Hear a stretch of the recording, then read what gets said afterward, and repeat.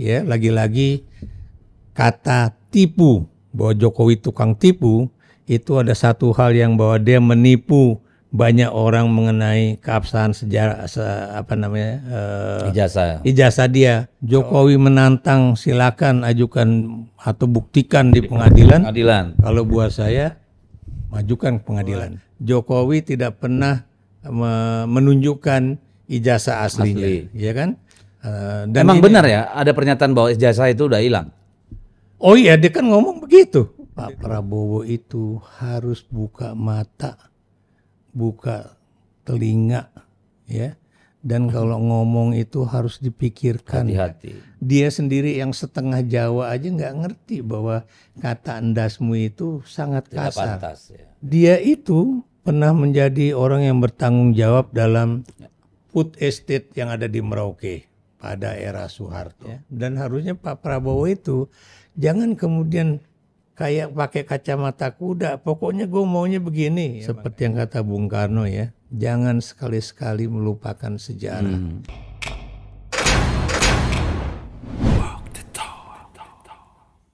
Apa kabar? Jumpa lagi di edisi pertama pasca Idul Fitri kemarin. Jadi kami juga mengucapkan sekali lagi mohon maaf lahir dan batin ya Prof ya. Pada seluruh pemirsa dan rakyat Indonesia, mudah-mudahan hari-hari mendatang menjadi lebih baik. Harapannya kan begitu ya Prof ya. Betul. Baik, tentu tidak asing lagi, kawan-kawan semua sudah tahu pasti siapa yang ada depan kita. Profesor yang sudah cukup lama, tahun 92 ya Prof ya? Apa tuh? Profesornya ya, gelar profesornya. Oh, enggak. Saya lulus jadi doktor itu 93. 93. Untuk jadi profesor itu 2006. 2006 ya. Oke, jadi S1-nya dari UI ya. Saya termasuk waktu masih muda lah, masih aktivis itu paling suka baca tulisan dan bukunya Prof Ikrar nih. Karena Prof Ikrar ini salah satu orang ya akademisi yang sejak zaman Orba sudah bicara soal politik dan militerisme ya. Militerisme dalam politik, bahkan salah satu jurnalnya di FISIP UI ya Prof ya. Itu di Bredel juga ya waktu itu. Gara-gara tulisan tentang duifungsi. Itu tulisannya Pak Nas. Tulisannya sangat panas pada waktu itu. Bukan, tulisannya Pak Nasution. Oh Pak Nas, oke. Jadi saya minta langsung ke rumah beliau di Jalan Tengku Umar, dekat rumahnya Bu Mega. Saya datang malam-malam, terus ketemu sama ajudannya. Dan kemudian saya disuruh duduk dan kemudian akhirnya dikasih sama Pak Nas. Tulisannya Pak Nas. Tulisan asli Pak Nas. Dan itulah yang dimasukkan dalam jurnal itu. Iya, jurnalnya itu namanya Politika. Politika. Iya, Politika. Dan waktu itu saya baru sempat mempublish separuh dari tulisan beliau. Ya. Sudah langsung Orde Baru tidak bisa terima, militer tidak bisa terima ya. Padahal itu Pak Nas biar bagaimanapun salah satu orang yang berbintang 5 loh. Betul. Selain dan dialah yang mendorong sebenarnya dalam praktek difungsi ABRI itu kan pada waktu itu. Karena kan beliau kan yang melahirkan apa yang disebut dengan the middle way, jalan tengah. Jalan tengah tentara ya. Gak akan lupa saya biar nggak pernah ngajar lagi. Jalan tengah itu misalnya bahwa ABRI tidak akan seperti tentara di negara-negara barat yang tunduk pada supremasi sipil. Ya. Kemudian ABRI tidak akan melakukan kudeta karena kalau sekali kudeta dilakukan akan lanjut dengan kudeta yang lain dari ideologi yang berbeda. Dan kemudian ABRI siap melakukan jalan tengah lah. Jadi bekerja sama dengan sipil untuk memerintah di negeri ini. Karena waktu itu kan pakemnya ideologinya kan pembangunanisme itu kan. Dan ABRI menjadi sokoguru kekuasaan Orde Baru pada waktu itu. Enggak, ini masih Orde Lama ini. Ini konsep ini kan muncul tahun 58 di era Bung Karno. Lemhanas itu ya atau apa namanya waktu bukan itu masih Seskoat dulu ya. Sesko sorry. Iya, jadi Pak Nas itu mengeluarkan gagasan itu ya di Seskoat dan kemudian juga kita tahu pada saat itu ya 58 itu juga ada masa di mana Bung Karno memberikan suatu kesempatan kepada kolonel-kolonel ya untuk menjadi pemimpin di perusahaan-perusahaan Belanda yang dinasionalisasi oleh Bung Karno begitu. Kemudian juga Anda juga tahu ya, kalau masih ingat ya, itu kan karena ada undang-undang darurat ya di Republik Indonesia itu, makanya tentara itu banyak menjadi pejabat-pejabat sipil lah. Termasuk Ibnu Sutowo di Pertamina. Betul. Ya. Dulu masih Permina namanya. Dan akhirnya banyak berakhir dengan masalah ya pada waktu itu sebenarnya. Itu yang pernah saya tulis di Harian Kompas ya. Itu mengenai perbedaan antara orang sipil dengan orang militer mengatur Pertamina ya. Dan saya dulu menunjukkan Karen Agustiawan ya. Itu perempuan sipil alumni ITB dan kemudian dia menangani Pertamina dan kemudian Pertamina bangkit menjadi sebuah kekuatan dunia ya. Tapi di bawah Ibnu Sutowo Anda tahu ini sempat bangkrut tahun 72 ya. Dan yang katanya Ibnu Sutowo tuh tahu sampai ke sekrup terkecil di Pertamina, tapi ternyata dia terkena kasus korupsi khususnya yang terkait dengan kapal tanker. Shipping ya. Ya, itu dibongkar sama Harian Indonesia Raya. Punyanya Mokhtar Lubis.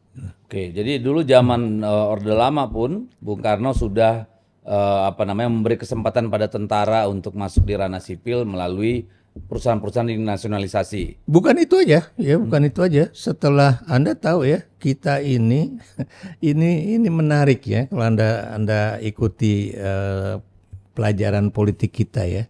Kita kan pemilu pertama di Indonesia kan 1955 ya. Melahirkan beberapa kabinet ya. Dari kabinet yang berasal dari Masumi, kemudian PNI dan kemudian kita tahu terakhir itu adalah kabinet Ali Sastro Amijoyo kedua ya. Dan kemudian kabinet Ali Sastro Amijoyo kedua itu dibubarkan oleh Bung Karno, dibentuklah kabinet yang namanya Kabinet Insinyur Juanda. Ya.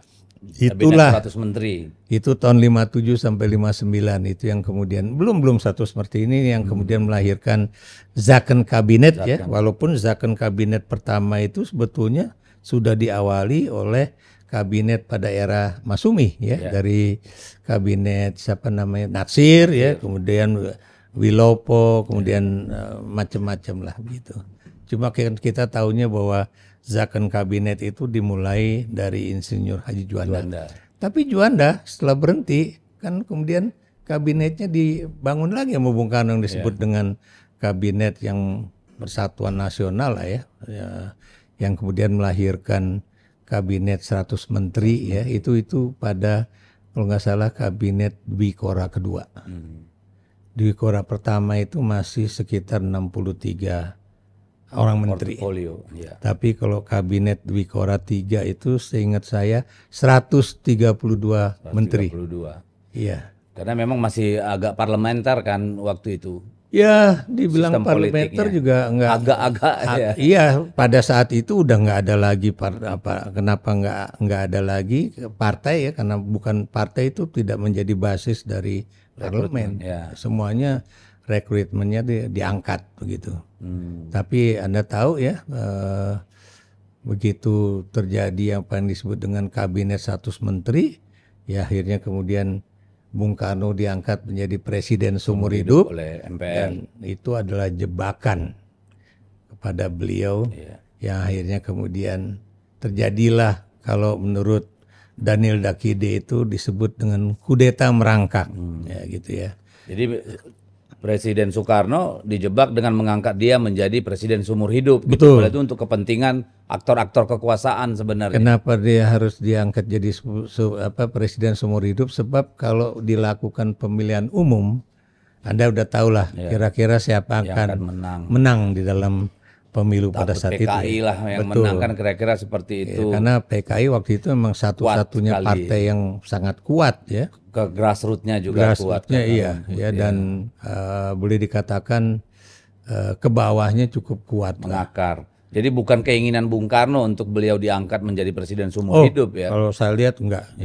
Jadi itu memang kalangan militer ya khususnya. Oh, yang lebih berkepentingan. Oh iya, karena Nasution juga berkepentingan ya, karena kalau misalnya PKI berkuasa ya, kita akan berhadapan dengan Amerika dan macam-macam lah ya, termasuk di dalam konteks perang dingin itu sangat penting. Dalam konteks perang dingin dan juga dalam konteks domestic politics kita ya, itu akan sulit lah. Karena Bung Karno waktu itu sedang terjebak pada 3 kekuatan politik besar ya, politik agama, politik militer, dan PKI pada waktu itu. Itu yang kemudian melahirkan ideologi gagasan beliau ya, Sakom ya. Tapi kan kemudian ditentang oleh kalangan militer dan juga kalangan politisi khususnya dari PSI dan Masumi ya, yang itu kemudian melahirkan satu pemberontakan. Anda tahu ya, kalau di Minahasa itu namanya Permesta, kalau di wilayah Sumatera Barat itu RRI ya. Dan dalil dari Permesta itu kan bukan pemberontakan daerah untuk membangun suatu pemerintahan baru, tapi itu kalau menurut guru saya, dosen saya, itu saya lupa namanya, guru sejarah saya, beliau mengatakan Permesta itu dalilnya adalah membangun Indonesia tanpa komunis. Gitu. Jadi lebih pada tarik-menarik kekuatan politik pasca Perang Dunia waktu itu ya. Betul. Di mana ideologi masih sangat kuat bertarung memperebutkan pengaruh. Nah, kita ke zaman ini, baru-baru ini disahkan oleh DPR revisi Undang-Undang TNI. Bagaimana Prof. Ikrar melihat itu? Sebuah peluang untuk Indonesia yang lebih baik atau sebaliknya? Jadi begini ya, saya harus ngomong ini sebagai orang yang dulu juga ikut terlibat di dalam pembentukan Undang-Undang Pertahanan Negara. Ya. Dan Undang-Undang TNI saya juga ikut, tapi tidak begitu ada di dalam ya, karena saya berada di luar ya. Tapi yang jelas ikutlah menyusun apa yang disebut dengan academic papernya, kemudian juga pasal per pasar ya. Dan itu dua kelompok yang berbeda. Maksud saya yang melakukan ketika kami membuat rancangan Undang-Undang Pertahanan Negara, itu masih Pak Mahfud MD, itunya Menteri Pertahanannya ya. Itu termasuk juga generasi pertama itu ada Rizal Sukma, CSIS, Kusnanto Anggoro, kemudian juga ada temen yang dari UGM tuh, udah almarhum tuh. Iya, betul saya juga. Hukum tata negara itu. Lupa saya namanya. Tapi beliau dan kemudian beberapa teman, ada yang dari UNER juga ya. Tapi intinya sebagian besar itu yang berasal dari Jakarta dan Jogja sama Bandung. Bandung tapi ya Pajajaran tuh alumni aja ya, kayak Rizal Sukna. Nah itu yang melahirkan yang tadi saya katakan Undang-Undang Nomor 3 tahun 2002 ya, mengenai pertahanan negara. Nah kalau yang Undang-Undang Nomor 32 tahun 2004 ya, mengenai Undang TNI itu kan eranya Mbak Mega ya. Dan itu menjelang akhir ya. Menjelang akhir, dan biar bagaimanapun Mbak Mega itu punyalah andil juga di dalam baik Undang-Undang Pertahanan Negara maupun Undang-Undang TNI ya. Dan makanya jangan heran kalau kemudian Mbak Mega agak kritis ya terhadap revisi Undang-Undang TNI. Kemarin, ya. Sebetulnya kalau saya pribadi ya, yang saya sesalkan itu adalah adanya pencabutan, misalnya kalau di dalam Undang-Undang Pertahanan Negara maupun Undang-Undang TNI ya, itu misalnya yang disebut dengan military operations for war ataupun other than war ya, itu harus dengan perintah presiden dan harus dengan persetujuan DPR. Karena itulah. Itu ada lagi. Loh, kan di dalam undang-undang yang direvisi itu kan mengenai pasal yang untuk military operations other than war, itu kan bisa dengan peraturan Menteri Pertahanan. Oh, ya, di downgrade ya. Di downgrade ya. Kalau peraturan Menteri Pertahanan itu kan bisa aja misalnya mereka kemudian dikirim untuk nanganin misalnya apakah itu bencana alam atau apa ya. Atau bikin kebun sawit juga bisa. Itu. Tapi intinya mengapa kami tetap mempertahankan itu harus dengan putusan Presiden dan disetujui oleh DPR karena Undang-Undang Dasar kita ya itu menyatakan bahwa Presiden menyatakan perang, ya, perang, damai, negosiasi dengan negara dan harus disetujui oleh DPR. Kenapa begitu? Supaya inilah yang disebut dengan checks and balances, ya. Nah kalau kemudian nanti dikatakan cukup dengan peraturan Menteri Pertahanan aja, Anda tahu ya. Apakah itu military operations war atau other than war, itu kan bisa kemana-mana. Betul. Ya, dulu waktu pembentukan Undang-Undang TNI ya, itu yang tadi saya katakan nomor 32/2004 itu ya, itu ada satu pasal yang pada saat itu ada ya. Bunyinya pasal itu saya lupa pasal 9 atau pasal 19 ya. Dalam keadaan terpaksa atau darurat, Panglima TNI dapat memerintahkan pengiriman pasukan atau gelar pasukan dan dalam waktu 1x24 jam dilaporkan kepada Presiden. Oh gitu, walaupun Presiden dalam kondisi aktif. Nah, waktu itu alasannya kalau krisis kan bisa saja misalnya ditawan atau jatuh pesawatnya. Nah begini ya, kenapa waktu itu kan alasannya gara-gara Bu Mega katanya suka tidur siang lah. Kemudian kalau dia lagi keluar negeri bagaimana. Kalau saya waktu itu pandangan saya mau dia ada di luar negeri pada saat itu ya, itu kan yang namanya telepon satelit on itu kan call, ya. Bisa. Bukan alasan artinya tidak bisa. Mau Bu Mega ada di mana atau dia lagi tidur bangunin kan bisa gitu kan. Jadi tidak ada alasan. Dan kekhawatiran dari teman-teman bukan cuma dari kalangan sipil ya, tapi dari kalangan militer, pasal ini bisa menimbulkan apa yang disebut dengan pasal kudeta. Makanya itu mengapa kami ya kayak Al-Araf ya itu masih tegas mengenai pasal ini nggak boleh ini dihapus, mau ini untuk perang ataupun bukan perang harus dengan keputusan politik Presiden dan harus disetujui oleh DPR. Bukan cuma masalah ini aja, tapi ini kan juga terkait dengan jangan sampai tadi ya pengiriman pasukan atau gelar pasukan itu ada tujuan lain. Ya, dari seorang bukan menangani krisis, tapi dalam konteks political power. Ya. Betul, itulah jadinya makanya. Dan itu masih ada di Undang-Undang TNI yang baru ini. Kalau nggak salah udah yang itu tadi saya bilang kenapa itu orang ribut karena itu kan sudah tidak perlu karena ini misalnya alasannya karena ini adalah military operations other than war ya, yang tadinya jumlahnya cuma ada 14 poin itu sekarang tambah 2 ya. Cyber sama apa lagi gitu ya, itu yang nggak bisa hanya dengan peraturan Menhan ya, Menhan harus tetap Presiden putusan Presiden dan setuju DPR karena itulah yang disebut dengan supremasi sipilnya itu di situ. Terus bagaimana melihat ini? Karena kelihatannya Pak Presiden kita ini sangat ingin supaya militer kita ini juga terlibat dalam banyak aspek. Kita melihat bagaimana kemudian di BUMN ada kepala bulog itu militer aktif walaupun akhirnya disuruh mundur. Kalau nggak salah ya suruh pensiun. Lalu ada Satgas Sawit yang juga sedang bekerja sekarang. Dan lalu kemudian peluang untuk masuk ke birokrasi sipil asalkan mundur atau pensiun. Ini apakah kita sedang mengalami setback? Atau apa sih yang sebenarnya terjadi? Jadi begini ya, sebetulnya itu kan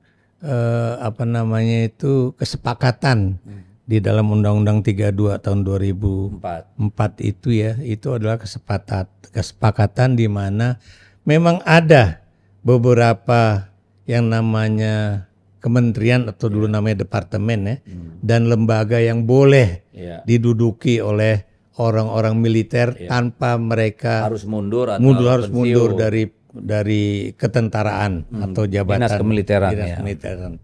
Nah, yang pasal 2 itu kan yang menentukan. Jadi 27 27 ayat 2 kalau nggak salah. 47 apa 27 saya lupa itu angkanya. Itu menyatakan kalau Anda di dalam posisi-posisi yang bukan tertera di dalam daftar itu, nah itu baru Anda harus mundur kan gitu. Itu satu. Kedua, ada juga suatu kesepakatan ya bahwa seseorang berasal dari militer kemudian untuk duduk di lembaga-lembaga yang ada kaitannya dengan militer tapi juga sipil, itu dia tidak boleh menjadi orang pertama. Saya beri contoh misalnya ya, kalau misalnya Lemhanas, itu gubernurnya harus sipil, wakil gubernurnya militer. Kalau dulu kan terbalik, ya, gubernurnya militer, wakil gubernurnya sipil. Akademisi. Ya, jadi itu ya termasuk juga Basarnas, ya itu harusnya kepalanya itu atau ketuanya itu sipil, baru ini militer. Kenapa begitu? Karena itu tadi yang disebut dengan persoalan apa istilahnya itu supremasi sipil. Sipilnya di situ. Itu satu. Kedua ya supaya yang juga dikatakan oleh Pak Agus Wijoyo ya, Letnan Jenderal mantan Gubernur Lemhanas, sekarang masih jadi dubes di Filipina. Masih kalau nggak salah dia. Masih dubes di Manila ya. Jadi jangan sampai ya penempatan orang-orang militer atau di posisi-posisi sipil itu menyebabkan yang namanya kekuatan sipil itu menjadi tidak punya lah, bukan punya wewenang, tapi paling tidak dia tidak memiliki suatu keterampilan dalam bidang itu. Ya karena kan memang agak membingungkan ya.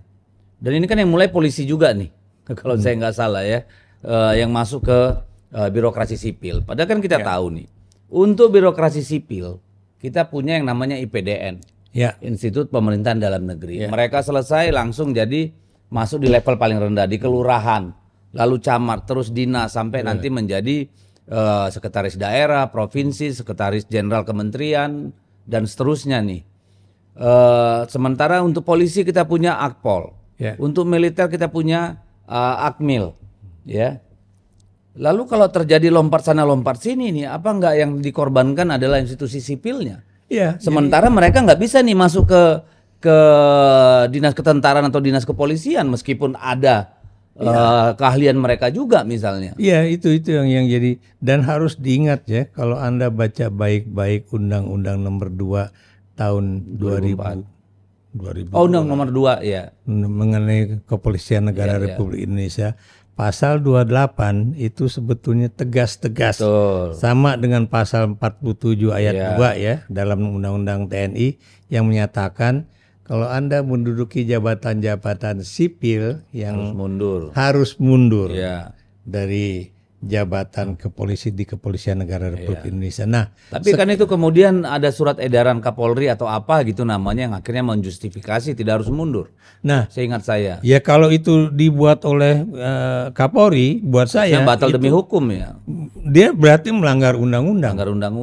Jadi keputusan Kapolri itu melanggar undang-undang, dan dalam hal ini Kapolri itu bisa dihukum menurut saya karena dia melanggar hukum. Karena hierarkinya kan jauh di bawah undang-undang Betul. Masih ada PP, Kepres yang ada di atasnya dia. Jadi itu yang kita harus cobalah, kita belajarlah patuh kepada undang-undang hukum. Jadi supaya negeri nggak carut-marut. Benar, supaya negeri ini benar-benar atas dasar rule of law bukan rule by law gitu. Jadi ini yang harus diingat ya. Jangan kemudian kita kemudian di era 80 tahun Indonesia merdeka ya, masa seperti kita masih kayak keledai masuk ke lubang yang sama lagi.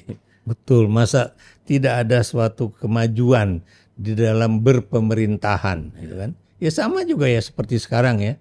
Kan tidak sedikit orang yang kemudian mengatakan ya bahwa ini tampaknya trias politika kita ini lagi kacau balau. Gitu kan.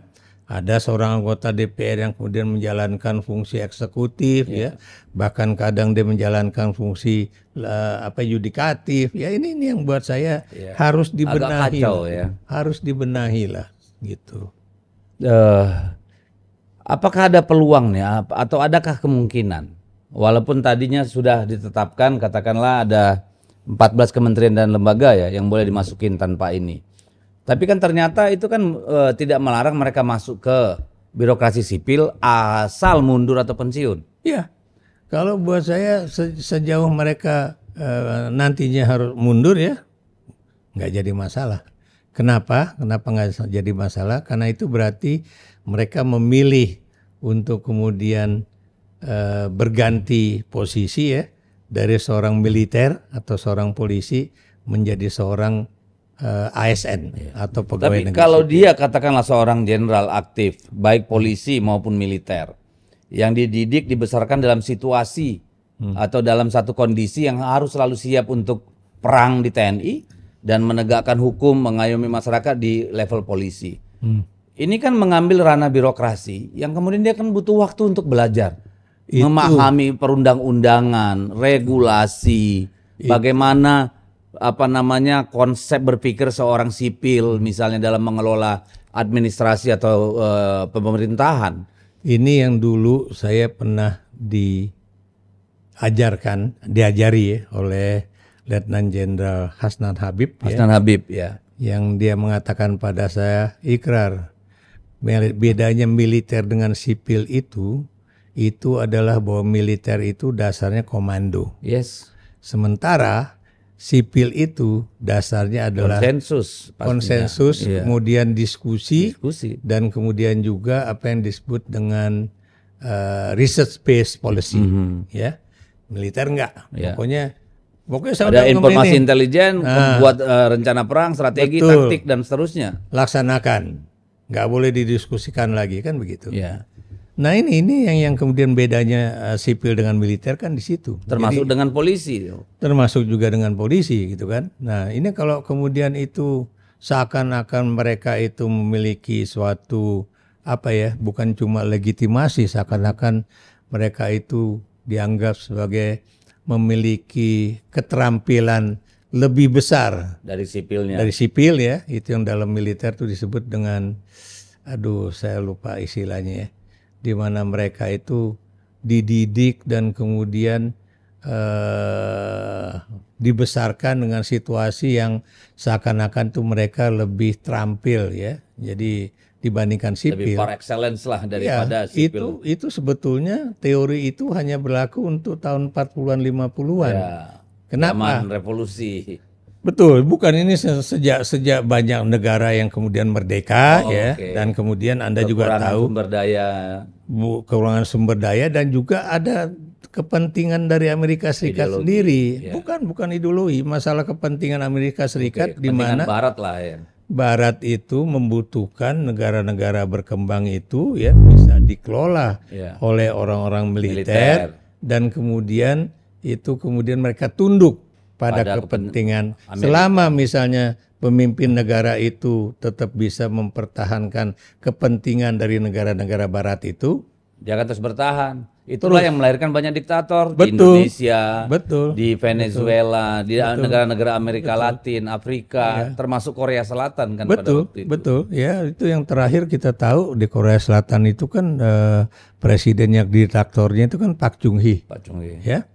Dan ya kemarin anaknya juga sempat jadi presiden. Oh ya? Loh, si yang perempuan itu yang kemudian masuk penjara gara-gara dia terlibat korupsi dengan satu perusahaan yang namanya Samsung. Itu kan anaknya Park Chung-hee.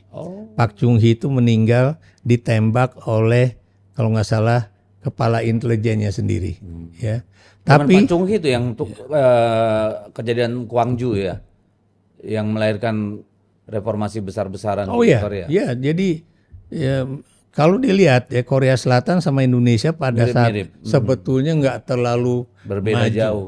Cuma kan dengan adanya orang yang namanya Park Chung-hee itu membuat kemudian kayak di Cina ya, yang namanya Deng Xiaoping itu ya, Deng Xiaoping itu kan kemudian melahirkan ekonomi besar-besaran di Cina ya, Park Chung-hee kebudayaannya itu. Betul di mana itu di Korea Selatan ya, dan kemudian lanjut dengan sistem demokrasi. Sayangnya kita juga nggak mengikuti gaya Korea. Kalau Anda lihat ya, Korea itu siapapun kalau presidennya itu bersalah itu langsung pasti berhadapan dengan hukum. Betul, ya. Termasuk yang terakhir kemarin. Ya, jadi yang kemarin ini untungnya dia saya belum tahu dia belum di diadili dan dipenjara ya. Kabarnya akan diadili dong karena sudah dinyatakan bersalah. Tapi kan itu kan satu hal yang menarik ya. Dia berada di istana kepresidenan sedang menghadapi kasus yang namanya impeachment atau pemakzulan. Dia ditangkap di istana. Hebat kan? Ya, jadi ini kalau di kita dosanya segunung juga mohon dimaafkan lahir dan batin ya, gitu ya. Itulah makanya kemarin itu waktu kita lagi puasa itu banyak orang mengatakan nanti kita habis lebaran ini pasti banyak yang udahlah maafkan. Iya kayak kasus ijazah aslinya Jokowi aja kalau buat saya ya. Saya sebagai seorang akademis. Emang ada yang asli ijazahnya ya? Karena kan nggak ditunjukin tuh katanya hilang. Itu ya, jadi begini ya, kalau saya masih mengikuti jalan pikiran Amin Rais dan juga jalan pikiran dari teman-teman seperti Roy Suryo dan kemudian Dr. Tifa Nipar itu juga ya, forensik ya. Dan Anda lihat ya, yang ngoceh ini semuanya alumni UGM. Ya. Itu yang mereka mengatakan diduga memang ijazahnya Jokowi itu palsu. Jadi gini, masih diduga ya? Oh iya, gini, Bung. Kalau Anda juga dulu kuliah ya, saya pernah kuliah ya. Kita itu untuk menjadi sarjana itu kan ada yang namanya semesteran. Iya. Nilai semesteran ada. Dikumpulin itu yang kemudian menjadi transkrip nilai. Dari semester 1 sampai kalau saya dulu sampai tingkat 5 ya, berarti 10 semester ya. Nah ini juga begitu, harusnya ada dong ya transkrip nilainya itu satu. UGM juga dulu punya yang namanya KKN ya, kuliah kerja nyata. Apakah kemudian dia ikut di kampung mana, siapa menjadi temennya? Ini kan katanya ada 10 kemarin yang datang di ruang itu, katanya mereka itu bareng kok KKN-nya. Kita tanya di kampung mana, ini yang pertanyaan teman-teman dari UGM kan seperti itu. Kemudian kalau dia bilang ini ada skripsinya, skripsi itu pasti ya kalau zaman dulu ya ketika kita menyerahkan skripsi itu ada paraf yang namanya lembar pengesahan ya. Jadi satu misalnya pembimbing utama, pembimbing kedua, ketua sidang, penguji pertama, penguji kedua, tanda tangan, tanggal berapa dia tanda tangan. Ini yang punyanya Jokowi nggak ada. Bagaimana kemudian kalau kita bisa mengatakan bahwa itu asli atau tidak asli? Ya. Asli tapi palsu mungkin maksudnya. Ya, saya karena kan sudah diserahkan kepada KPU, lalu ada Bawaslu yang harusnya memeriksa dan ada pengadilan juga kalau saya nggak salah. Maaf, saya harus ngomong berterus terang ya. Partai Anda juga itu teledor. Loh ya. enggak, itu juga yang berkali-kali orang nanya. Ini kan PDIP. Loh, kita ini partai tidak ditugasi untuk memeriksa ijazah orang. Negara membayar yang namanya KPU, Bawaslu untuk menguji secara administratif. Itu yang kan nggak mungkin kita partai datang ke Kemendikbud. Atau ke UGM, coba lihat dong ijazahnya. Loh, kita ratusan loh. Nah, gara-gara ini buat saya itu memang harus ada pasal atau ketentuan bahwa kita jangan take it for granted bahwa kalau Anda itu lulusan dari universitas negeri ya, itu udah pasti ijazahnya asli.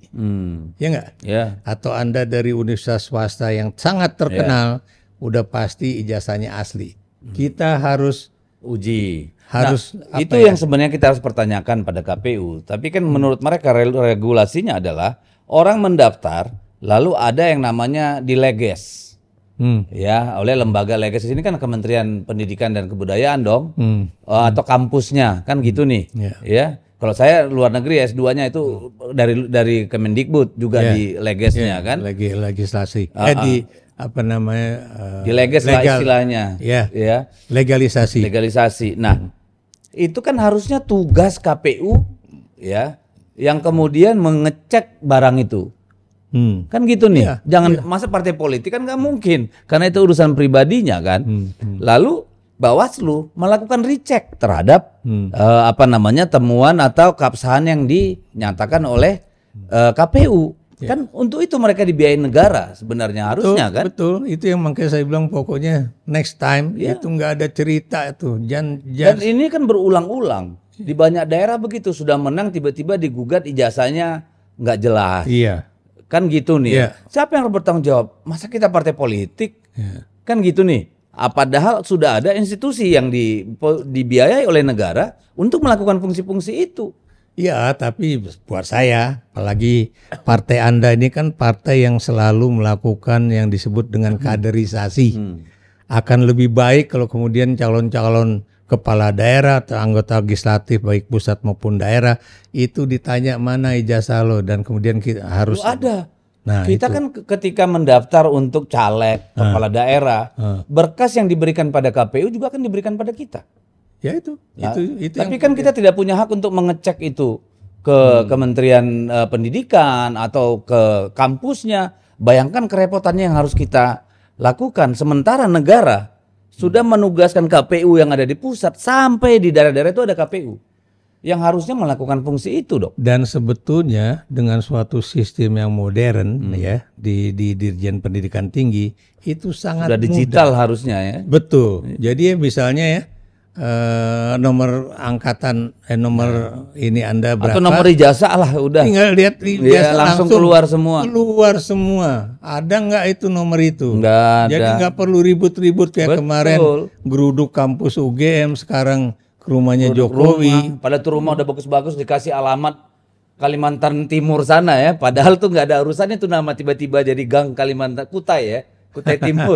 Itu gimana ceritanya itu kok bisa jadi gang Kutai Timur? Saya malah baru tahu dari Anda nih. Di Solo ada gang Kutai Timur tuh kayaknya baru-baru aja itu. Kenapa kok bisa begitu? Nggak ngerti saya. Supaya orang dari Google Map-nya bisa ke arah sana supaya pindah arah tuh gimana? Nggak tahu, mungkin supaya orang Kalimantan merasa oh Jokowi itu emang pro Kalimantan nih, nama gang rumahnya Kutai Timur gitu kan. Bingung juga saya, Dok. Gitu ya. Padahal Anda bagi wakil DPR dari daerah situ. Itu dia makanya, tapi ya sudahlah. Nah, ini gimana menyelesaikan polemik ini, Prof? Soal ijazahnya Jokowi ini. Kalau buat saya ya, lagi ini saya mengatakan ya, ini nothing to do with apakah Jokowi itu mantan atau siapa dia, tetap yang namanya ijazah itu harus disidik, asli atau palsu. Atau dipalsukan ya, whatever the name lah. Kenapa? Karena ini adalah bagian dari sebuah sejarah peradaban ya. Jangan sampai kemudian orang merasa bahwa enggak, saya punya ijazah asli. Itu aja saya pertanyakan ya. Kalau memang UGM menyatakan Jokowi itu lulus tahun 1985, paling mudah itu adalah dilihat itu. Ada nggak pada tahun 85 bulan November ketika ada wisuda sarjana di Fakultas Kehutanan, namanya masuk nggak? Kalau nggak masuk ya, itu berarti dia tidak masuk dalam daftar mahasiswa yang lulus pada waktu itu atau daftar wisudawan ya. Dan Anda juga tahu ya bahwa kita itu ya, saya waktu di UI itu kan wisudanya kan 2 kali. Betul, dan 2 kali. Tahun. Bukan cuma universitas 2 kali wisuda pada saat ulang tahun UI atau kemudian Dies Natalis pada Februari dengan Oktober, nggak begitu. Tapi yang saya katakan itu bahwa kita wisuda di kampus di fakultas ya, dan kemudian wisuda kedua yang dulu di Balai Sidang ya, kalau sekarang kan di Balerung UI misalnya gitu. Jadi itu ya, daftar itu ada nggak? Kan nggak mungkin nggak ada ya. Nama Anda misalnya kan ketika Anda lulus tahun sekian ya, kalau dalam negeri ya, di luar negeri juga demikian. Ya, saya waktu saya dinyatakan lulus ya dari Griffith University, itu saya dapat telepon dari Griffith. Dia bilang congratulations, you have finish your study at our university. Terus kemudian sekarang saya kasih kamu 3 opsi. 1 ya, ini ijazahnya saya kirim dulu ke Jakarta, nanti kamu bawa ke Australia dan diberikan untuk wisuda. Atau kemudian ijazah ini saya kirim ke kamu nggak datang wisuda. Ada 3 opsi kalau nggak salah. Iya, sama saya juga. Oh begitu. Begitu kan waktu ambil Di mana S2 dulu Anda? di Kingston, London. Oh di London. Kingston University. Anda udah di Jakarta waktu itu? Iya. Iya. Untuk apa namanya wisuda saya udah di Jakarta. Nah itu kan. Saya langsung kerja ke UNDP, begitu selesai saya. Nah itu yang tadi saya katakan bahwa itu kan pasti ada tawaran dari universitas. Anda mau ikut wisuda atau enggak gitu kan? Atau ijazahnya dikirim aja. Jadi Anda nggak mau datang, terus saya bilang udah kirim aja lah. Sebelum saya nggak punya duit buat balik lagi ke Australia. Sama saya juga kemarin kan beasiswa Chevening, jadi cuma wisuda. Makanya akhirnya dikirim kan gitu ya. Dan itu ada ya. Dan Anda ingat loh ya, itu saya dapat surat itu tahun 1993 loh. Maksud saya berapa puluh tahun dibandingkan sekarang. Masa tahun yang dulu-dulu lebih semuanya registered gitu ya, artinya tercatat ya. Masa sekarang kemudian nggak tercatat tuh kan buat saya aneh bin ajaib begitulah. Betul. Ya, walaupun saya kadang mikir-mikir ya, apakah masih perlu kita keributan soal ijazah Jokowi ini ya? Oh perlu ya. Perlu. Kenapa? Karena Anda tahu ya, supaya orang-orang politisi ya seperti Jokowi atau Anda ya, itu kita harus benar-benar taat aturan, kejujuran politik itu penting. Karena kalau kemudian politisi itu nggak jujur sejak awal, ke belakangnya ya penuh kebohongan aja. Apa yang akan terjadi itu adalah suatu hal-hal yang tidak bisa dipertanggungjawabkan. Ya. Saya beri contoh misalnya ya, kebohongan politik tentang ijazah itu ya, itu kan suatu yang sangat-sangat fundamental ya. Kalau Anda kemudian menipu bahwa Anda bilang punya ijazah sarjana tapi ternyata enggak gitu kan. Ini kemudian bisa Anda berlanjut. Nanti bisa dicek lagi nih, saya surat nikah ada, padahal beda lagi itu nanti. Nah ya itu ya. Atau foto dia dengan istrinya itu kan kalau menurut beberapa penerbitan kan itu dia sama siapa kan, sama ya ternyata itu bukan foto dia dan istrinya misalnya kan, itu foto orang lain misalnya begitu kan. Itu kan nggak enak. Apalagi kalau orang-orang itu adalah orang yang masih hidup. Iya betul. Dan kemudian kan Anda juga lihat ya, ini yang saya juga heran nih, ngapain foto asli kok diganti dengan foto orang lain gitu kan? Iya nggak? Ya. Atau kemudian atau Anda ngomong tentang sejarah pribadi Anda menikah dengan istri, tiba-tiba yang di samping Anda itu ternyata perempuan lain gitu kan, aneh buat saya. What for gitu kan? Jadi gitu Bung ya, ini jadi penting. Apakah gini, karena kan sudah pernah disidang nih diajukan, ya. Hasilnya seperti apa dulu? Saya juga kurang ngikutin. Yang jelas di sidang itu satu yang saya baca ya, itu yang mengajukan itu dituduh melakukan suatu pencemaran nama baik. Oke. Ya, dan kemudian dia masuk penjara. Yang menggugat soal ijazahnya dulu. Betul. Dan seingat saya, teman saya yang namanya Refli Harun ya, ketika orang ini keluar dari penjara di Jogja atau di mana ya, Refli itu datang dan kemudian melakukan suatu wawancara langsung itu. Tadi saya pikir si Refli wawancara sama siapa? Oh rupanya sama orang yang dulu menggugat. Dan sampai sekarang orang ini kayaknya udah orang yang sangat traumatis ya. Makanya kemudian agak sulit lah kemudian dia untuk bicara mengenai udah nggak mau bicara lagi. Saya nggak tahu apakah dia mau bicara atau tidak. Tapi yang jelas dia tidak pernah membuat satu pernyataan. Nah buat saya itu kan belum ada keputusan yang jelas di dalam proses persidangannya belum selesai waktu itu. Belum. Oh, dia langsung kena pasal pencemaran nama baik. Jadi gugatan dia itu nggantung. Iya, dan itu kan kemudian kalau kita lihat harusnya kan pengadilan negeri punya kewajiban untuk menyelesaikan kasus itu. Itulah yang kemudian orang yang pengen tahu itu ya, bagaimana akhir dari pengadilan itu ya, karena kan selama ini yang ada itu dalam pengadilan itu bahwa Jokowi tidak pernah menunjukkan ijazah aslinya, ya kan? Dan emang benar ya, ada pernyataan bahwa ijazah itu udah hilang. Oh iya, dia kan ngomong begitu. Dia bilang sebetulnya saya ingin menunjukkan tapi ijazah saya hilang. Kemudian pengacaranya kan kemarin ngomongnya juga begitu, bahwa ini akan kami tunjukkan tapi nanti di persidangan. Kan lucu ya. Masa kemudian kalau misalnya saya minta ijazah Anda, apakah kemudian atas dasar privacy saya nggak boleh menunjukkan ijazah Anda kepada orang lain? Kan lucu. Maksud saya padahal biar selesai tuntas masalah ini nih jasa gua, lu mau apa kan gitu ya? Iya.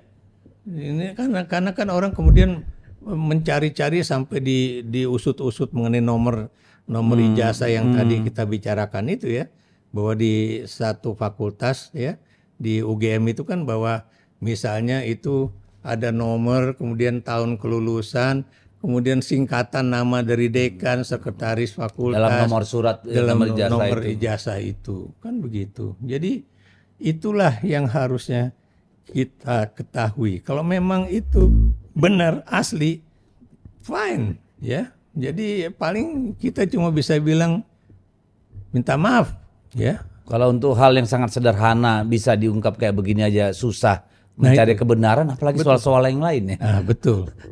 Ya apalagi yang kemudian yang orang soal PSN lah, soal ini itu. PSN, kemudian juga soal yang tuntutan juga supaya dia anak dan juga mantunya itu dipanggil oleh kejaksaan untuk beberapa kasus yang ramai di media ya. Iya, yang selama ini muncul ya, baik yang dimunculkan oleh teman saya almarhum Faisal Basri ya, ataupun yang dimunculkan oleh yang kemarin Ubedillah sama Rerang Putih ya. Iya itu, dan Ubedillah tuh bukan main-main ya, tahu. Dia sampai mengorbankan posisi dia sebagai ketua jurusan kampus bidang sosiologi, saya lupa sosiologi apalah di UNJ. Saya pernah datang ke ruangan dia loh, serius, saya pernah datang ke ruangan dia dan kemudian ngobrol. Dan kemudian saya tanya, ini ngomong-ngomong ini ruangan Anda ini kampus saya atau kampusnya psikologi? Oh ini kampusnya psikologi Mas, kalau FISIP sebelah sini gitu. Ya karena biar gimana pun kampus UNJ itu kan kampusnya ilmu-ilmu sosial UI pada masa lalu begitu. Nah, oke, tadi Prof. Ikrar mengatakan penting nih diselesaikan urusan ini. Ya. Nah, pertanyaannya cara menyelesaikannya lewat apa? Lewat pengadilan juga? Kalau sekarang Jokowi menantang, silakan ajukan atau buktikan di pengadilan. Kalau buat saya, majukan ke pengadilan. Roy Suryo tidak. Apa masih percaya sama pengadilan tuh urusan ini? Nah, harusnya kan yang kemarin tuh diselesaikan itu yang saya bilang, itu yang namanya pengadilannya harus fair. Pengadilan mana yang bisa kita harapkan? Ya itu yang harus, pengadilannya juga harus kemudian terbuka ya, dan kemudian diikuti oleh media massa, media sosial, dan juga kemudian mereka-mereka yang concern mengenai hal itu, mau itu pendukungnya Jokowi, mau itu kemudian teman-teman di kampus atau apa. Kalau masalah ini bisa clear and clean kan kita bisa move on ya, nggak ada ngurus-ngurus Pak Jokowi lagi ya. Betul. Sudah end kita dengan Pak Jokowi harusnya. Itu yang sangat penting ya, karena berarti ya lagi-lagi kata tipu, bahwa Jokowi tukang tipu, itu ada satu hal yang bahwa dia menipu banyak orang mengenai keabsahan sejarah ijazah dia coret, benar nggak? Berarti dia bersih dalam kasus itu, kan enak, betul? Ya nggak? Ini malah semakin tarik ulur, nggak jelas. Iya betul. Malah pengacaranya ngomong nih akan mempertimbangkan jalur hukum untuk mereka yang mempersoalkan ijazah. Iya, kalau buat saya nggak tunjuk aja ijazahnya, ini barangnya, gitu iya. Lengkap dengan transkrip nilai, tempat di mana duduk KKN, lalu surat-surat lainnya. Kenapa rupanya? Kan biar selesai. Itulah ya. Jadi juga yang saya juga bertanya juga ya, mengapa setiap ada reuni angkatan 80 atau yang lulus tahun 85 dari Fakultas Kehutanan itu tidak pernah sekalipun Jokowi hadir. Mungkin karena jurusannya beda. Loh, kan karena saya lihat di Google memang situsnya Jogja UGM tidak pernah ada namanya jurusan teknologi kayu. Ini kalau beliau ngomong gini, ini bercanda apa serius? Ya kan karena keributan. I know. Karena keributan ini saya coba cek-cek. Karena kan saya lihat videonya Pak Jokowi, saya lulus dari jurusan teknologi kayu. Saya cek lah beberapa situsnya. Tidak pernah ada yang namanya jurusan teknologi kayu. Iya, itu seorang dosen di fakultas itu menjelaskan nggak ada gitu kan. Dia tidak mengatakan tidak ada, tapi dia menjelaskan yang namanya fakultas kehutanan ini sejarahnya seperti ini. Dulu dosen kami itu banyak orang dari Belanda gitu kan. Tapi karena misalnya ada persoalan antara Indonesia dengan Belanda, akhirnya dosen-dosen kami pulang ke negeri Belanda, dan itulah kemudian muncullah dosen pertama dan sebagainya ya. Termasuk juga misalnya sejarah nama fakultas, kemudian departemennya apa aja gitu kan. Sama lah. Kalau Anda tanya misalnya fakultas saya di UI itu dulunya namanya gitu apa gitu kan. Ya dulu kan fakultas kami kan bukan fakultas ilmu sosial, tapi FK fakultas ilmu apalah, itu bagian dari fakultas hukum. Betul. Itu saya mengakui bahwa itu memang kami dulu tidak independen, masih bagian dari Fakultas Hukum Universitas Indonesia. Itulah awalnya. Kemudian kan jadi FIS ya. Habis FIS jadi FISIP ya. Itu yang membedakan antara garis UI dengan garis UGM, karena garis UI itu Fakultas Ilmu Sosial dan Ilmu Politik, sementara garis UGM itu kan Fakultas Ilmu Sosial dan pemerintahan lah gitu. Sekarang aja dia pakai Visipol juga gitu kan. Ini saya lagi nyari-nyari nih, saya sampai screenshot itu. Apa tuh? Tidak pernah ada teknologi kayu di UGM itu. Ada, itu dia diungkapkan ada, itu sama saya melihatnya di situs UGM karena saya juga pengen tahu kan. Ya kan bukan cuma Prof Ikrar atau yang lain aja yang tertipu. Kita kan juga tertipu di sini. Kita sama-sama korban, Pak. Iya. Gara-gara ini kita sering dituding. Kenapa kalian nggak periksa loh? Yang ditugaskan negara memeriksa keabsahan itu dengan kewenangan, ya toh, itu adalah KPU. Iya. Dan Bawaslu. Tapi ini kan menjadi pelajaran juga buat PDIP. Ya untuk perbaikan undang-undang. Siapapun juga yang akan menjadi kader atau yang akan dikader untuk menjadi pejabat atau anggota legislatif adalah suatu hal yang mutlak bagi semua partai, apalagi PDIP, untuk mengecek latar belakang calon. Nggak bisa itu. Pak. Kita kan nggak bisa pergi ke satu kampus minta dong ijazahnya si A. Nggak bisa Pak. Nggak bisa. Nggak bisa. Hanya yang bersangkutan yang berkepentingan. Gitu. Kecuali informasi itu memang bisa diakses untuk publik. Seperti Bapak bilang tadi, ini kalau sudah digitalisasi kita bisa tahu kelas kelas 1 angkatan tahun 85 siapa aja. Yang lulus siapa aja. Tapi begini Bung ya, Anda harus ingat ya, saya itu begitu lulus dari UI, saya tuh bikin fotokopi dari ijazah itu. Betul. 25 kalau nggak salah ya. Kemudian kan di stempel sama universitas atau fakultas. Nih, ini asli. Anak saya yang juga lulusan UI itu juga sampai datang ke Salemba. Kemudian ada satu ruangan khusus untuk melegalisasi apakah ijazah ini asli dikeluarkan oleh UI atau enggak. Ada lengkap. Bahkan kita kan setiap kali mau mendaftar itu harus melakukan legislasi ulang. Nah itulah. Kita harus ke kampus lagi pergi untuk itu, dan itu kita serahkan ke partai dan juga KPU. Nah yang kita bingung kan, ini orang dari mulai wali kota periode pertama, kedua, terus gubernur sampai presiden, kagak ada permasalahan gitu kan. Anda tahu ketika dia jadi wali kota Solo, itu ijazahnya sarjana apa?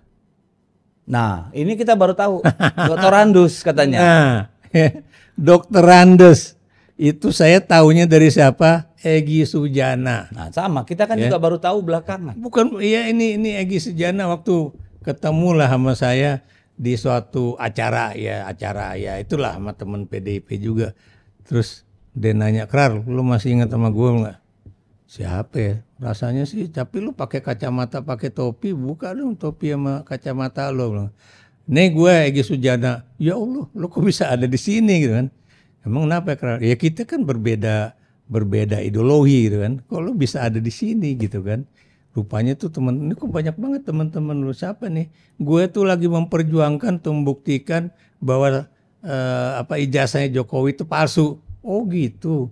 Dan dia tanya juga sama saya kan, lu tahu nggak Kar bahwa Jokowi itu dulu pakai titel Dokter Andes waktu jadi wali kota. Yang bener loh, bener. Dan hari ini itu tersebar lagi, ya. Dan ini juga udah baru aja saya baca ya di sebuah berita pendek yang dikeluarkan oleh Mas siapa namanya nih? Di media apa di Twitter? Dia pakai kayak ini.com lah gitu. Oh, oke. Jadi Mas Rudi S. Kamri bilang bahwa Rudi Kamri itu dia bilang Jokowi itu pertama kali menjadi wali kota Solo dengan ijazah dengan titel Dokter Andes. Ini ya lucu kan. Jadi mana yang mau dipegang? Maksud saya kalau memang dia ini memang nggak ada yang bisa dipegang dari urusan ini. Kelebihannya di situ. Ya karena kan dia bisa besok bilang A, besok B. Kan soal SMK begitu, soal yang lain juga begitu. Ini soal SMA-nya ya. Sebetulnya gampang kalau dia mau ngomong. Oh yang SMA 6 negeri itu. Iya, bilang aja bahwa SMA udahlah, itu. Mas, Prof, kita capek ngurusin ini lagi. Terserah dah nanti ya. Yang penting ini memang harus clear and clean. Dan untuk nama baiknya Pak Jokowi sendiri tolonglah segera klarifikasi pada publik. Ya kan? Ya. Supaya ini selesai nih kehebohan soal ini. Kalau buat saya, buat teman-teman UGM yang masih ingin membuktikan bahwa itu ijazahnya asli atau palsu, hadapi aja. Iya, ini kan bukan out of hatred ya, bukan karena benci, tapi ini jangan jadi polemik. Betul. Bagaimanapun ini menyangkut orang yang pernah 10 tahun jadi presiden Republik ini kan begitu nih. Betul. Supaya beliau bisa cut off dengan persoalan ini. Iya. Nah, pertanyaan saya kemudian berikutnya, Prof. Kita dengan Jokowi N lah, capek kita ngomongin dia lagi, ngapain kita ngurusin dia. Pertanyaan saya, ini negara sedang dalam kondisi seperti ini. Ya, tantangan dari luar ada perang tarif, perang dagang, ada kondisi geopolitik yang masih terus berkepanjangan di Ukraina dan sebagainya, Timur Tengah, di Gaza. Lalu di dalam negeri sendiri kita menghadapi defisit anggaran negara belanja yang sangat besar. Daya beli yang terus menurun, kelas menengah yang terus tergerus. Ini apakah tidak akan menjadi bahan bakar bagi katakanlah social unrest ataupun ketidakpuasan sosial gitu ya? Dengan ketika kita melihat cara pengelolaan pemerintahan dan politik seperti hari-hari belakangan ini. Jadi Bung, ya saya berkali-kali ngomong di YouTube saya, ya Pak Prabowo itu harus buka mata, buka telinga, ya. Dan kalau ngomong itu harus dipikirkan. Hati-hati. Ngomongnya itu benar atau enggak. Saya beri contoh misalnya. Beliau mengatakan di depan 7 wartawan senior itu ya, yang datang ke Hambalang. Dia bilang ada 3 hal penting di dunia ini semuanya di berbagai negara. Bahwa kita harus yang namanya ini istilahnya itu berdikari atau berdaulat dalam bidang pangan, bidang energi, bidang air. Begitu si Trump bikin kebijakan Indonesia dikenai 32%, begitu hari itu juga dia mengubah kebijakan yang tadinya impor seluas-luasnya nggak perlu kuota. Nggak usah lo pikirin kuota, kan udah saya bilang silakan. Mau impor, yang nggak ada itu hitung-hitungan ini. Jadi, itu. Buat apa orang nanam beras ya? Kalau kemudian kalah dengan beras Vietnam. Betul. Tanam tebu kalau gula diimpor sesuka hati.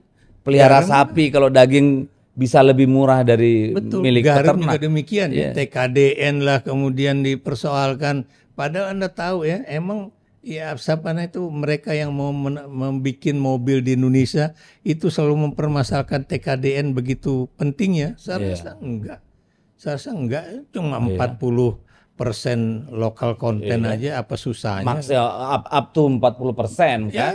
Bahkan betul. Masih bisa sampai 20 juga ada. Ya itulah ya. Dan selama misalnya ini bisa membantu pabrik-pabrik mobil di Indonesia, kemudian juga dia bisa bikin atau yang bukan bagian dari pabrik. Masa joknya aja harus dari Cina juga, dari Jepang kita bisa bikin jok mobil dong. Kita bisa bikin kampas kan kayak gitu-gitu. Ya itulah ya. Jadi udah bilang ini buat banyak investor masuk ke Indonesia, kita harus menghapuskan TKDN. Saya bilang udah gila itu, maksud saya. Saya saya 1 periode di Komisi 6 ya Prof ya. Kalau saya melihat yang paling penting bagi pengusaha itu, bagi investor itu adalah kepastian. Betul, kepastian hukum. Iya, kalau itu nggak jelas, betul. Mau apapun mereka akan datang. Betul. Kan gitu nih. Iya. Kalau itu regulasinya tidak jelas, kayak dulu sudah ada online sistem submission. Betul. Sudah itu diurus masih banyak lagi ternyata pernik-perniknya. Itu bikin orang males kan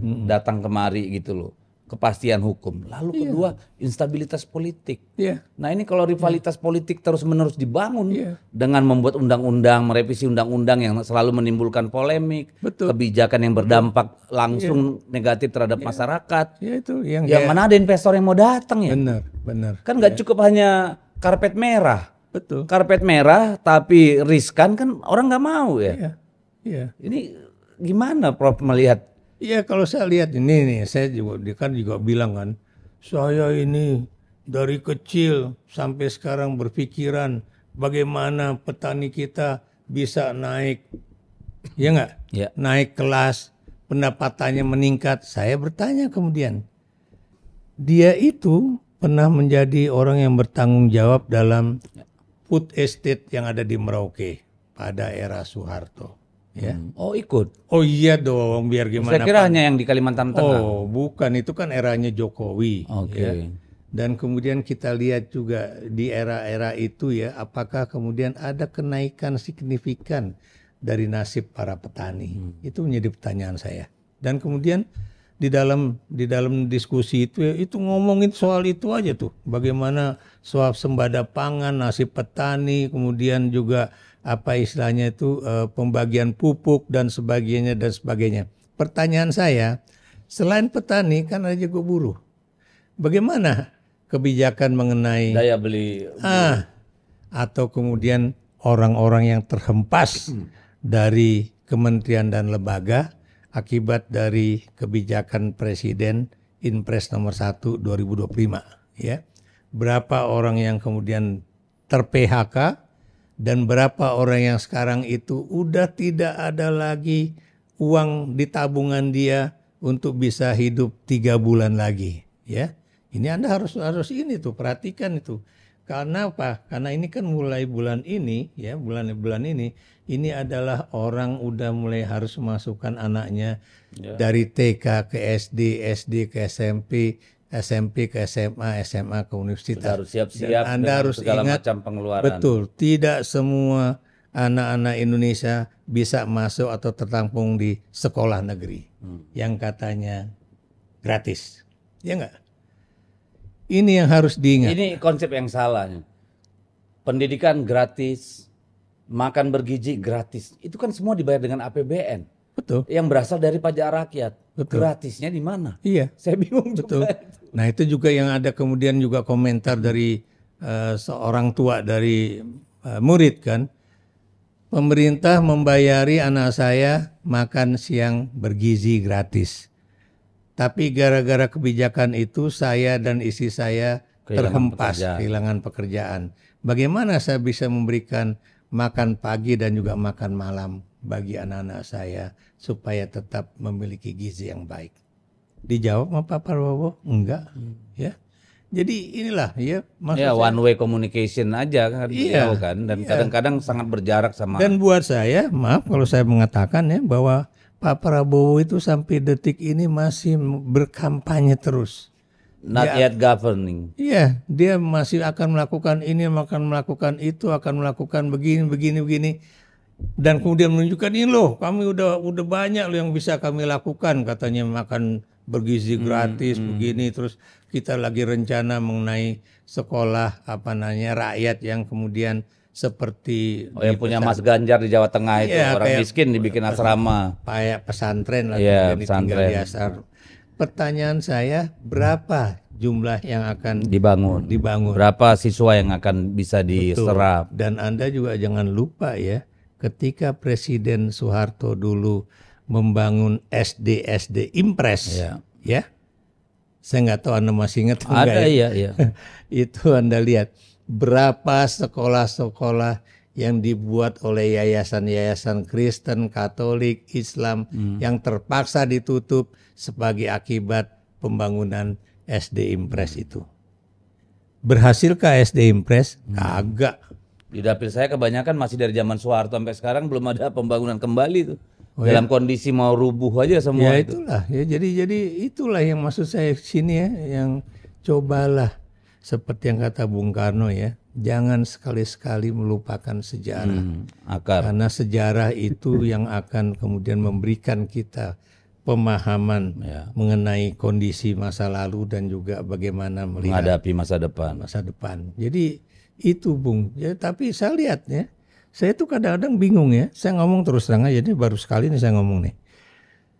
Saya lihat ya, Pak Prabowo itu kan mbahnya itu kan seorang ekonom perbankan ternama di Republik Indonesia. Pendiri Bank BNI. Betul. Bapaknya itu begawan ekonomi Indonesia, Sumitro Joyo Hadikusumo. Ya enggak? Kakak iparnya itu Sudrajat Bank Indonesia. Sudrajat Djawantono, mantan Gubernur Bank Indonesia, dan kemudian seorang ekonom yang sampai sekarang juga masih mengajar di Singapura. Ya enggak? Ya. Anda sebutkan lah ya. Keponakannya sekarang menjadi Wakil Menteri Keuangan ya, yang menurut saya termasuk yang brilian, yang punya otoritas lah, walaupun kemudian banyak campur tangan dari parlemen lah gitu kan. Ini loh yang harus dilihat ya, bagaimana juga keponakannya si Saras ya, itu yang kemudian menjadi orang yang buat saya sangat juga dihormati dan punya nama baik dalam memperjuangkan misalnya anak-anak yang boleh dikatakan terlempar dari sisi hak-hak kemanusiaan dia ya, seperti yang waktu itu ketika ada seorang polisi dipecat di sebuah daerah NTT ya, kemudian akhirnya dia perjuangkan, akhirnya itu malah dapat pangkatnya kembali. Jadi hal-hal semacam inilah yang harus kita lihat ya, dan harusnya Pak Prabowo itu jangan kemudian kayak pakai kacamata kuda, pokoknya gue maunya begini ya. Makanya di YouTube saya pernah bilang, presiden tuh jangan semau gue ya.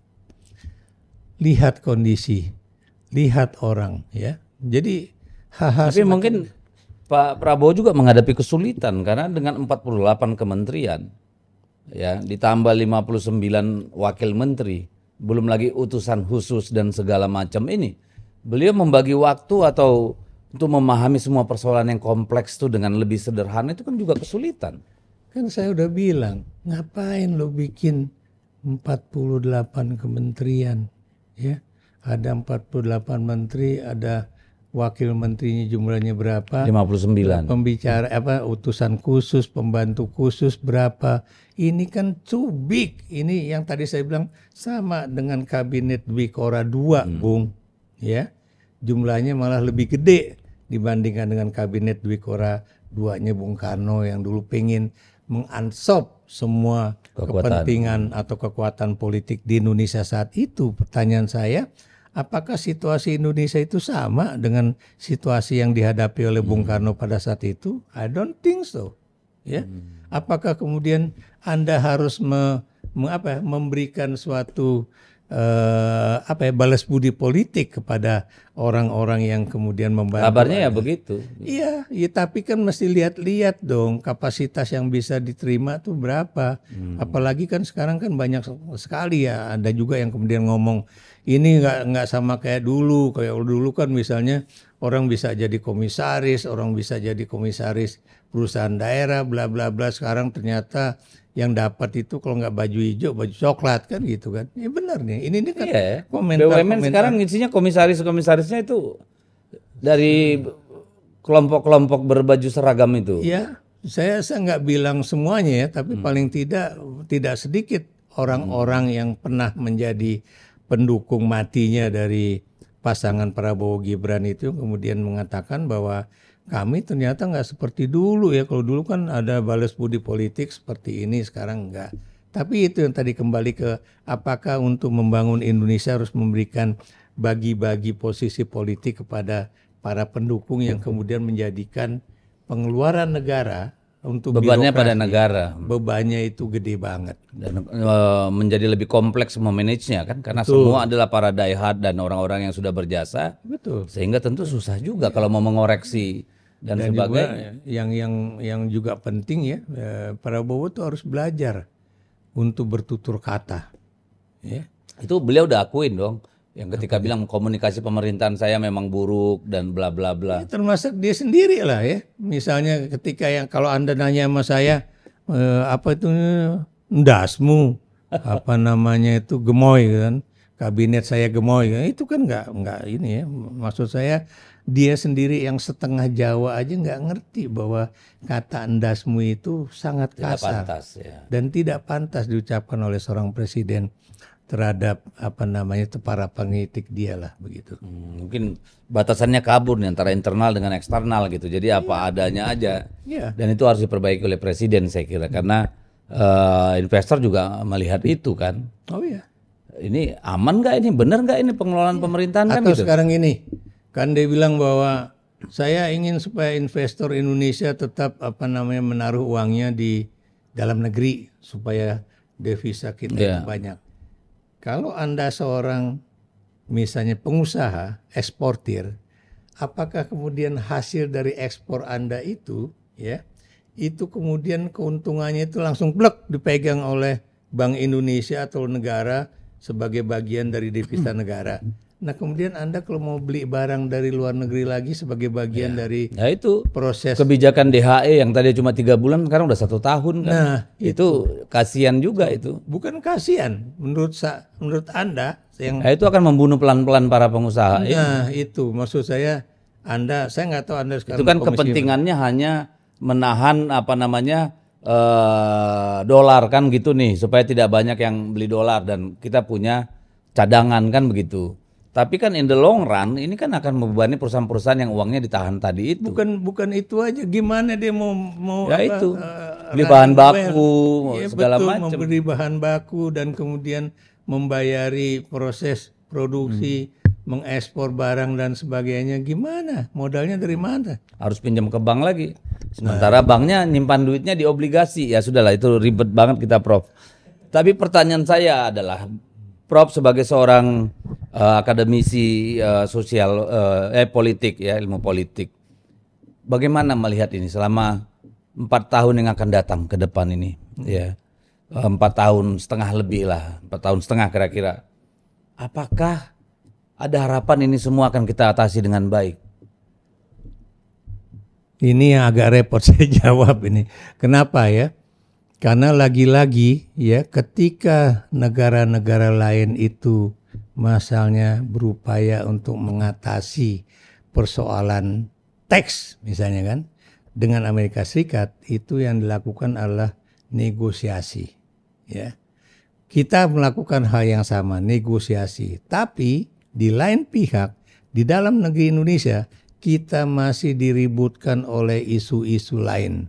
Satu tadi yang tadi kita bicarakan masalah asli tidaknya ijazah Jokowi. 2, masalah apa yang disebut dengan ada matahari kembar ya.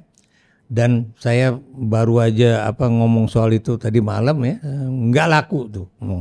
Orang nggak ngerti apa itu matahari kembar. Padahal Anda tahu ya Pak SBY bilang satu matahari dalam partai politik aja itu udah membuat orang kepanasan. Apalagi kalau kemudian ada 2 matahari, 3 matahari. Itu kan melawan hukum alam ya. Betul. Matahari satu aja kita udah kepanasan, apalagi lebih dari 1 kiamat. Betul kali ya. Dan ini yang bukan mustahil yang kemudian orang bisa saja yang tadinya misalnya bisa ngelihat ke atas dengan cahaya terang, tapi bisa kemudian yang terjadi adalah orang melihat cahaya yang begitu gelap. Dan karena kegelapan itulah I don't think that lot of people in Indonesia atau sebagian besar rakyat Indonesia itu merasa ada secercah harapan di masa 4 tahun mendatang atau 4,5 tahun mendatang. Apalagi kalau kemudian Prabowo itu selalu menunda-nunda kegiatan kebijakan politik dia, baik yang terkait dengan kabinet atau terkait dengan kebijakan ekonomi, selalu menunggu. Misalnya sekarang ini tanggal berapa nih? 15 ya? 16 ya. Itu berarti 4 hari lagi, Bung. Itu usia kabinet udah 6 bulan. 6 bulan, kalau memang kemudian Prabowo katakan bahwa ini akan saya teliti kembali, apakah kabinet saya berjalan dengan baik atau tidak, apakah akan ada terjadi reshuffle atau tidak ya, dan juga kebijakan-kebijakan lain, termasuk juga yang tadi kita bicarakan ya, bagaimana hubungan di antara elit politik kita. Kenapa tadi saya ungkapkan soalan matahari kembar itu ya, karena Anda tahu ya, kalau ada 2 matahari, lalu siapa yang diikuti oleh kabinet ya? Karena Anda tahu ya, ketika Pak Prabowo kemarin sedang melanglang buana ke luar negeri, ada menteri-menteri yang sudah menjadi menteri ketika era Jokowi itu kemudian datang dan menyatakan, ya saya cuma datang ke mantan bos saya dan bos saya dia masih tetap bos saya. Kalimat itu, Bung, kalau saya jadi Prabowo langsung saya coret itu dari daftar menteri saya. Kenapa? Kesetiaan ganda ya. Betul, karena itu berarti dia misalnya double loyalty ataupun ya itu tadi Anda katakan kesetiaan ganda. Kalau orang kemudian punya kesetiaan ganda, siapa yang akan diikuti di dalam menjalankan tugas-tugas dia sebagai pejabat negara? Oke. Sudah panjang lebar kita ngomong, Prof. Jadi apapun itu masalah memang banyak, tidak hanya kita yang menghadapi masalah, ya betul, tetapi saya kira kita tetap harus memelihara harapan bersama dengan kewarasan, karena harapan harus dipelihara oleh orang-orang waras, kan kira-kira seperti itu.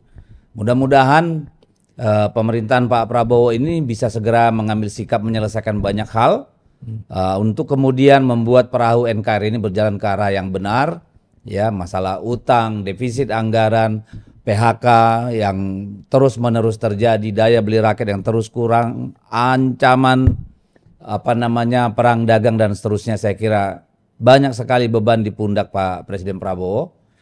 Tapi ya itulah, jadi pemimpin kan tidak hanya diberi privilege-nya, tapi juga diminta tanggung jawabnya dengan jabatan itu. Mari kita tunggu. Sekali lagi minal aidin wal faizin, mohon maaf lahir dan batin. Terima kasih, Prof. Sama-sama.